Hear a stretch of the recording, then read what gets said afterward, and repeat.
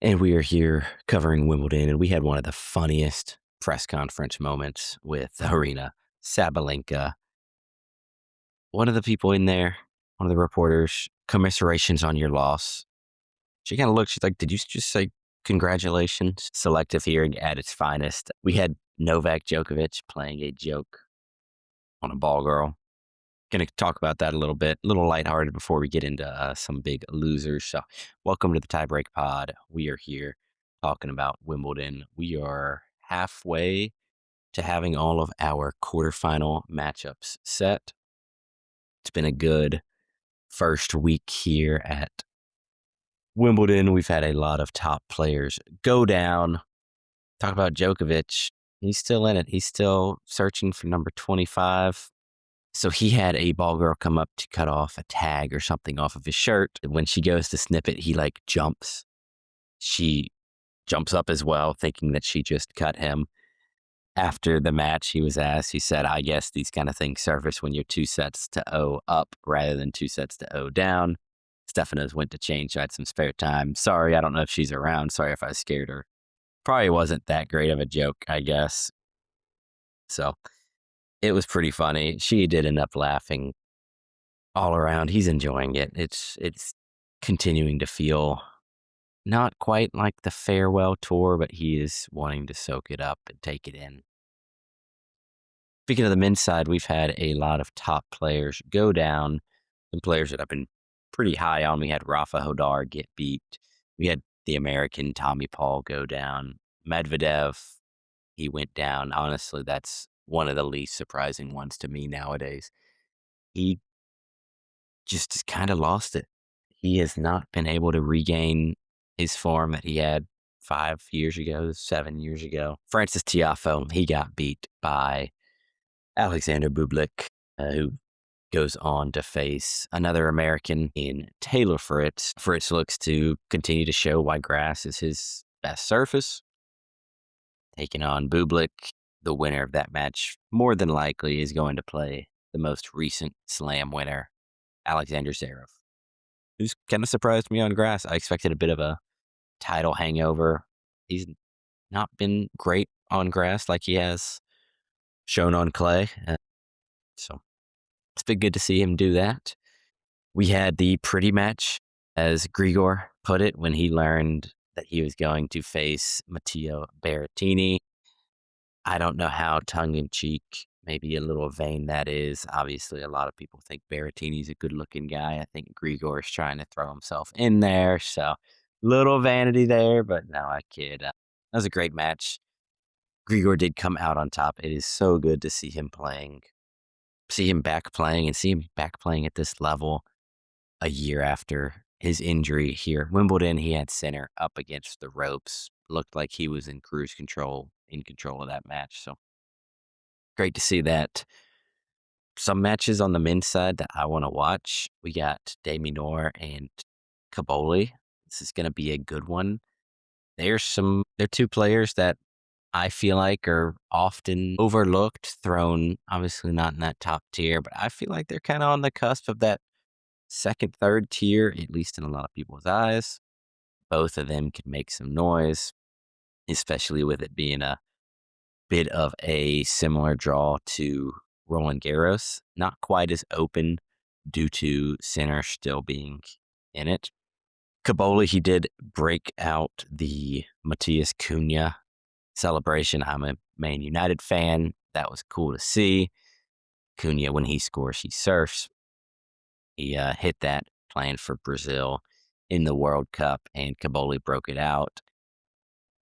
He's probably hoping that his tournament does not end early like Brazil's just did. So it was a bet with his coach, and he had mentioned how him and his coach have been watching it. Really like Cunha, and he'd forgotten to do it the match before, so wanted to make sure to throw it in there. So hopefully he's looking to continue, keep on surfing to the quarterfinals and beyond. I mentioned Fritz Bublik. That'll be a fun one. I expect Fritz to not have too much trouble there, but we'll see. Bublik's going to be a little more tired. He played a very long match against Tiafoe, so we'll just have to wait and see. We got Felix going up against Djokovic. The quest for number 25 continues. And speaking of Felix, he has been in great form recently. He survived a five-setter in his match today to get through. He didn't struggle in that fifth set, but very interesting. I don't know how to feel about this one. I don't Djokovic hasn't really been tested this tournament against a top player. I mean, today, today in his match went to four sets. It was against a qualifier ranked 132, I believe. So be interested to watch that. Obviously, I'm hoping he can survive, but at some point, Felix is. I keep saying at some point he's going to break through and have that aha moment. It's not happened, and he's 26, 27 years old now. So should be hitting his prime now, if being honest. We had a bunch of the top women go down. We had Arina Sabalenka, we had Iga, we had Rybakina. All of them went down. Weird tournament. It's just, I've talked about it before. The parity on the women's side makes for some very entertaining tennis. Sabalenka, she went down to someone who is no stranger to the majors. Naomi Osaka, she's playing great. She was able to keep her level up throughout the whole match today against the world number one. She's had some good performances this year. Can she return to her former form, her slam winning form? We'll wait and see. She faces Muchova in the quarters. Swiatek, she goes down as well. The streak continues. No woman has successfully defended Wimbledon since 2016 when Serena defended it. She lost to Alexandra Ila. She became the first Filipino to reach the fourth round of a Grand Slam. She talked about this win being everything. She said maybe for someone like Iga, who has won so many slams, or maybe someone like Serena or Venus, this achievement may seem small. But for someone who grew up in the Philippines, this is everything. For her, this is everything. That was really inspiring to see. Obviously, the Philippines, they had a big national hero with Manny Pacquiao in boxing, among others. He's just one that I'm most familiar with, at least recently, past 10, 15 years. So it's great to see this. I hope her country rallies around her. She cares about it. I hope the moment doesn't get to her. She played really well. Iga was pretty frustrating, or pretty frustrated. I know she talked about how it was just a tough match, having to. Her comments were about her serving being slower and slower, talking about Elam, and how it was harder for her to return those, hard to accept the missed returns mentally, hard to mentally accept the missed returns from slow serves. Said that it's much tougher to hit a softer serve than it is a normal serve. We see players sometimes struggle in baseball, for example, when they bring in a position player to pitch because they're getting blown out. So she talked about it's, not a normal rhythm that she typically has the chance to return. And yeah, I mean, at the end of the day, Ila played great. Iga did not play great. I don't think that it's unfair to say that Iga kind of lost that match as much as to say that Ila won that match. So don't think that's super unfair to say. Madison Keys, she took down fellow American Amanda Anisimova. We had Jess Pegula took down fellow American Eva Jovic, set up a All-American matchup. We got Pegula, and Coco Gauff in the quarterfinals, guaranteed an American in the semis. Castillo, she's playing very well. She showed that it's not just a flash in the pan here on clay. She can do it on grass as well.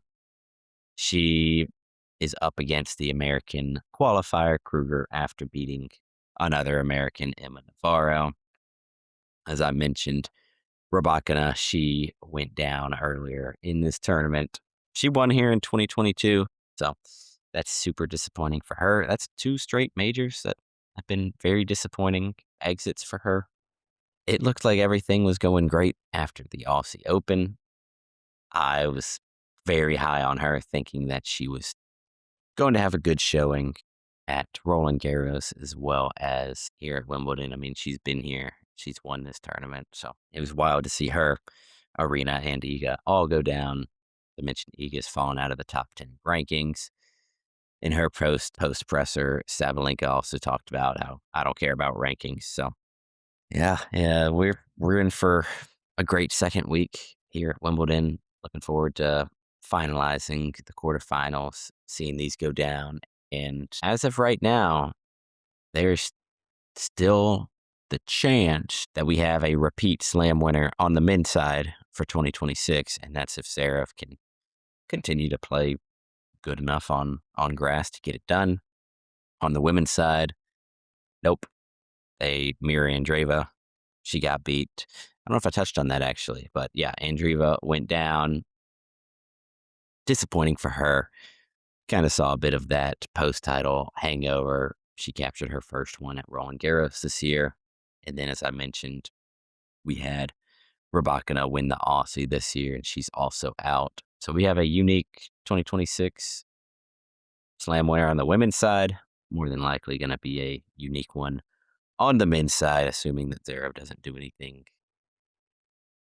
I don't want to say out of character because he's an elite tennis player, but not historically proven. So very excited for this. We'll be back.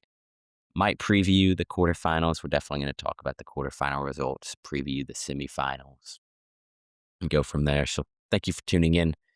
Check us out on Spotify, YouTube, Apple Podcasts, and on all socials.